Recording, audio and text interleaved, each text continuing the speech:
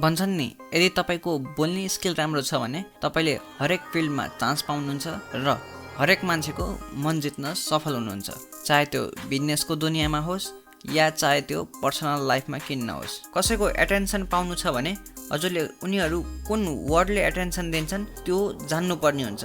मानम यदि कसैको नाम लिएर बोलाउनु भयो भने ऊ छिटो तपाईतिर हेर्छ र एटेन्सन दिन्छ अरू तरिकाले बोलाउनु भन्दा। सो आउनु सिकम त्यस्तै वर्ड जसले मोस्ट अफ मान्छेको एटेन्सन ग्र्याब गर्छ। यो आइडिया मैले exact what to say by Phil जोन्सको बुकबाट लिएको।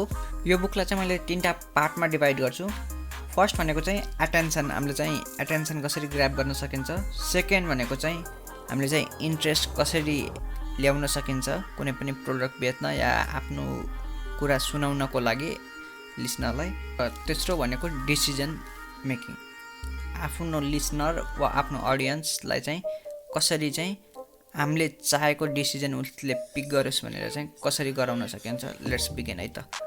पार्ट 1 को अटेन्सनको फर्स्ट पोइन्ट है त। वाट डु यु नो, तपाईलाई के थाहा छ। कतिपय समय तपाईको साथी वा तपाईँ जोसँग कुरा गर्दै हुनुहुन्छ त्योसँग बहस पर्छ कि मैले भनेको सही हो भनेर, तर तपाईलाई थाहा छ ऊ रङ छ, तर ऊ मान्दैन कि ऊ रङ छ भनेर। यस्तो सिचुएसनमा तपाईँ धेरै बोलेर त्यो कुरामा जित्नुभन्दा यस्तो बेलामा तपाईँले उनीहरूको नलेजलाई चाहिँ क्वेसन गर्ने हो, तिनीहरूले त्यो कुरा वा त्यो ओपिनियन कहाँबाट पाए भनेर।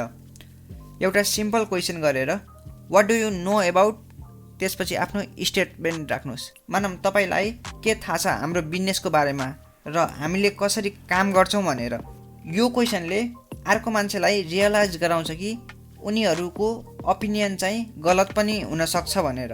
उनीहरूले तपाईँको कुरा सुनेर आफ्नो बिलिभ चेन्ज पनि गर्न सक्छन्। यो क्वेसनले तिनीहरूको लाइफ फोर्स गर्छ कि तिनीहरूले त्यो कुरा कहाँबाट पाए वा सुने भनेर तपाईँलाई रेफरेन्स पनि दिन्छन्। उनीहरूले चाहिँ यो बिलिभ चाहिँ उनीहरूको कहाँबाट आयो, कुन साथीले भन्यो या कुन वेबसाइटले भन्यो, तब चाहिँ तपाईँले चाहिँ उनीहरूलाई चाहिँ काउन्टर गरेर हामीले चाहिँ यस्तो गर्न खोजेको होइन, यो प्रोडक्ट यस्तो यस्तो हो, यो फिचर्स यस्तो यस्तो भनेर चाहिँ आफ्नो प्रोडक्टको या सर्भिसको बारेमा भन्न सक्नुहुन्छ।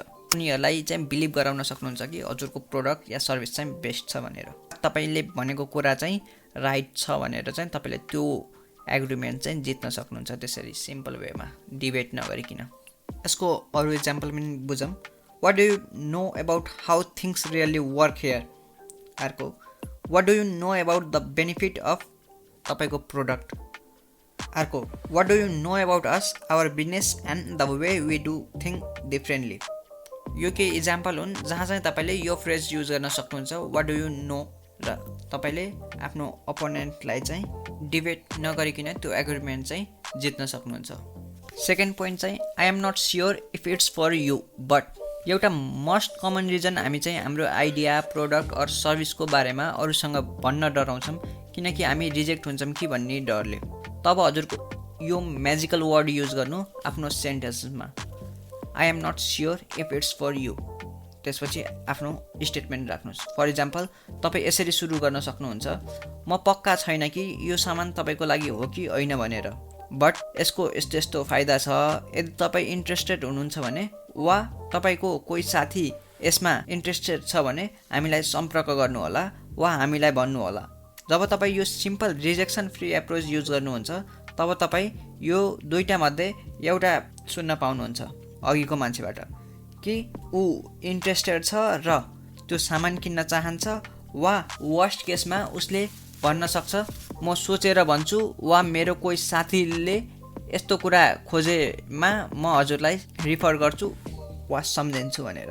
तेस्रो how will you feel if हामी त्यो चिजमा बढी काम गर्छौँ जुन चिजले चाहिँ हामीलाई घाटा पुर्याउन सक्छ रादर देन जुन चिजले हामीलाई नाफा पुर्याउन सक्छ। For example how will you feel if this decision lead your promotion.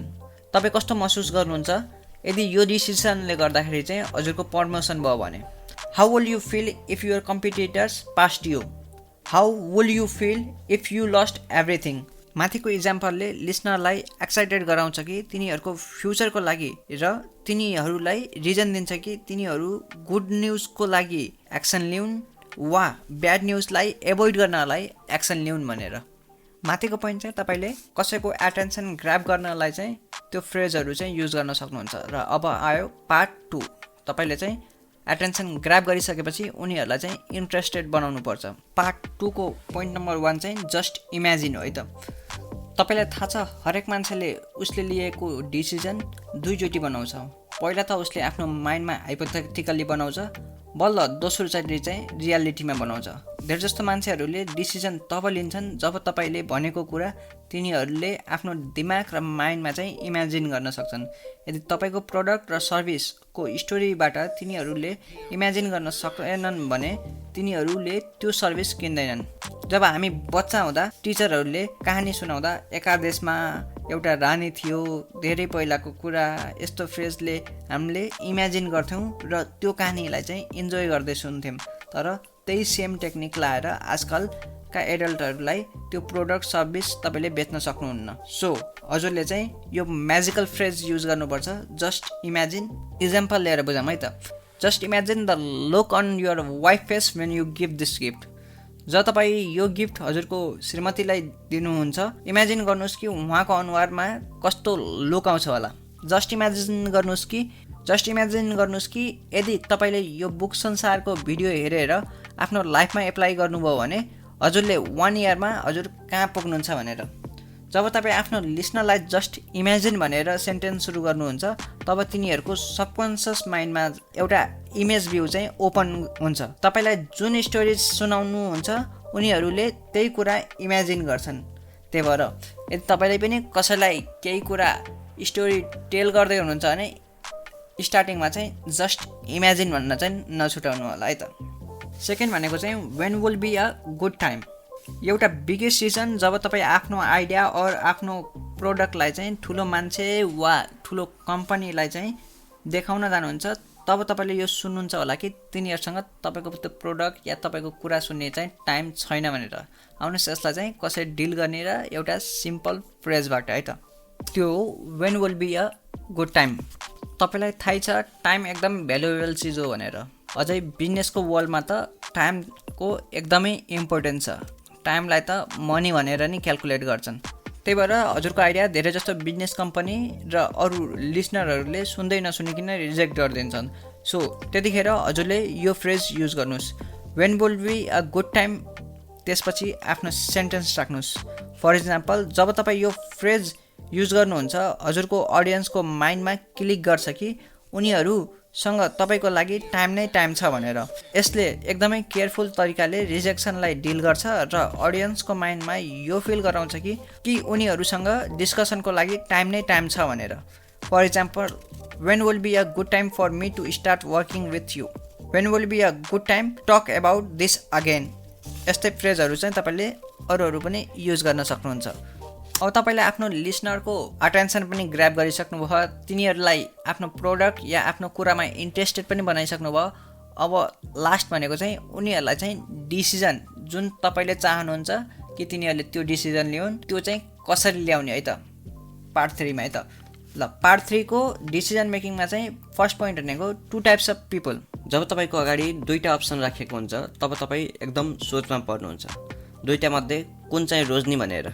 यदि तपाईँ व्यापारी हो भने त अझै तपाईँलाई टाइम लाग्छ कि दुईवटा मध्ये चाहिँ कुन युज गर्ने र कुन युज गर्दाखेरि चाहिँ फाइदा हुन्छ भनेर। तब तपाईँले यो म्याजिक वर्डलाई चाहिँ आफ्नो कस्टमर या लिसनरलाई चाहिँ यो चुज गर्न लगाउन सक्नुहुन्छ र उनीहरूले त्यही चुज गर्छन् जुन चाहिँ तपाईँले चाहनुहुन्छ उनीहरूलाई चुज गराउनलाई। त्यही भएर आफ्नो कस्टमरलाई इजी अप्सन दिनुहोस् सो तिनीहरूलाई डिसिजन लिन सजिलो होस् भनेर। तपाईँले यो फ्रेज युज गर्न सक्नुहुन्छ, there are 2 types of people. जब तपाईँ यो फ्रेज युज गर्नुहुन्छ तब तपाईँको लिसनरलाई चुज गर्ने मौका दिनुहुन्छ कि कुन मान्छे बन्नियो भनेर, जसले गर्दा उनीहरूले अरू फ्याक्टरमा कन्सिडर गर्दैनन् कि कुन चिज गर्दाखेरि फाइदा हुन्छ या घाटा हुन्छ भनेर। उनीहरू जस्ट कन्सिडर गर्छन् कि उनीहरू कुन मान्छे बन्नियो भनेर। For example, there are 2 types of people in the world, those who judge something before they have been tried it and those who are prepared to try something and base their opinion on their own experience. यो वर्ल्डमा 2 किसिमका मान्छे हुन्छन्। पहिलो त्यो जसले book पढ्छ र त्यसको नलेजलाई युज गर्दैन र दोस्रो त्यो जसले बुक पढ्छ र बुकको नलेजलाई एप्लाई गरेर लाइफमा सक्सेस अचिभ गर्छ। नम्बर दोस्रो, you have 3 opinion. मानौँ कि हजुरले कसैको एटेन्सन ग्र्याब गर्नुभयो र तपाईँले सेकेन्ड स्टेप पनि पार गर्नुभयो कि उनीहरूलाई चाहिँ इन्ट्रेस्ट पनि त्यो कुरामा ल्याउनु भयो। थर्ड स्टेप भनेको चाहिँ हजुरले उनीहरूको डिसिजनलाई चाहिँ म्यानिपुलेट गरेर हजुरले जुन डिसिजन लिन लगाउनुहुन्छ त्यो डिसिजन लगाउनु, र त्यसको लागि तपाईँले चाहिँ यो टेक्निक पनि युज गर्न सक्नुहुन्छ। कसरी चाहिँ तपाईँले त्यो कस्टमरलाई चोइस दिएर आफूले चाहेको कुरा गराउन सक्नुहुन्छ त। तपाईँलाई यो सिम्पल फ्रेज युज गर्नुपर्ने हुन्छ आफ्नो लिसनर र अडियन्सलाई। त्यो फ्रेज हो as I see it you have 3 option. For example, जसमा हजुरको फर्स्ट अप्सन भनेको भइरहेको प्रब्लमलाई फेस गर्दै अघि बढ्ने, र सेकेन्ड भनेको त्यसको अल्टरनेटिभ खोज्ने, थर्ड भनेको चाहिँ तपाईँले चाहेको चिज चाहिँ ट्राई गर्न लगाउने अगाडिको लिसनरलाई या कस्टमरलाई। जब तपाईँको लास्ट अप्सन चाहिँ अरूभन्दा कम जोखिमको हुन्छ तब चाहिँ त्यहाँ बढी चान्स हुन्छ कि तिनीहरूले चाहिँ त्यही चुज गर्ने। त्यही भएर थर्ड अप्सन चाहिँ अलि कम रिस्क राख्नुहोस्, उनीहरूले अवश्य चुज गर्छन्। जब तपाईँ यो फ्रेज युज गर्नुहुन्छ तब तपाईँ रियल लाइफ सिनेरियोलाई स्टोरीको रूपमा चाहिँ भन्नु होला उनीहरूलाई। जस्तै सुरुमा चाहिँ उनीहरूले गरेको चिजहरूमा चाहिँ के प्रब्लम छ, के प्रब्लम फेस गर्नुभयो त्यो भन्नुहोस्। त्यसपछि तपाईँले चाहिँ तिनीहरूलाई चाहिँ अल्टरनेटिभ दिनुहोस् कि यो चुज गर्न सक्छौँ भनेर, र तेस्रोमा चाहिँ तपाईँले चाहिँ उनीहरूलाई भन्नुहोस् कि मैले चाहिँ यो चुज गरिरहेको छु, अब तपाईँलाई चाहिँ कस्तो लाग्छ भनेर, र तपाईँले ट्राई गर्न सक्नुहुन्छ भनेर यसरी तपाईँले सेन्टेन्समा भन्नुभयो भने स्टोरीको रूपमा उनीहरूले अवश्य तपाईँको त्यो थर्ड अप्सन चुज गर्छन्। यो त रह्यो केही idea exactly what to say भन्ने बुकबाट, जसले चाहिँ तपाईँलाई हेल्प गर्छ कि तपाईँले कसरी आफ्नो आइडिया पिच गर्ने, कसैलाई इन्फ्लुएन्स गर्ने या कसैलाई पर्सुएसन गर्ने भनेर। तपाईँ पनि बिजनेस वर्ल्डमा या पर्सनल या प्रोफेसनल लाइफमा आफ्नो पोस्ट वा आफ्नो बिजनेसलाई चाहिँ अरू सँगसँगै कोलाबरेट गरेर चाहिँ अघि बढाउन चाहनुहुन्छ भने यो टेक्निक चाहिँ अवश्य युज गर्नु होला। यसमा त 6वटा या 7वटा मात्रै मैले भनेको छु, तर तपाईँले चाहिँ यो बुक पढ्नुभयो भने चाहिँ तपाईँले अझै 15वटा जति चाहिँ नयाँ टेक्निक पाउनुहुन्छ जुन चाहिँ हजुरको बिजनेस वर्ल्ड या अर्कोसँग कोलाबोरेसन गर्दामा एकदम हेल्पफुल हुन्छ। यो बुकको सफ्ट कपी र हार्ड कपी म तल राखिदिन्छु। तपाईँले यो बुक अफोर्ड गर्न सक्नुहुन्न भने तपाईँ त्यहाँबाट पढ्न पनि सक्नुहुन्छ सफ्ट कपीबाट डाउनलोड गरेर हजुरको फोनमा, र हार्ड कपी यदि अफोर्ड गर्न सक्नुहुन्छ भने किन्न पनि सक्नुहुन्छ। र बुक संसार च्यानललाई चाहिँ सब्सक्राइब गरिदिनु होला, हाम्रो इफोर्टलाई चाहिँ लाइक र सेयर गरिदिनु होला, र बुक संसारको च्यानलबाट चाहिँ केही सिकेर अघि बढ्नु होला। र थ्याङ्क यू फर वाचिङ।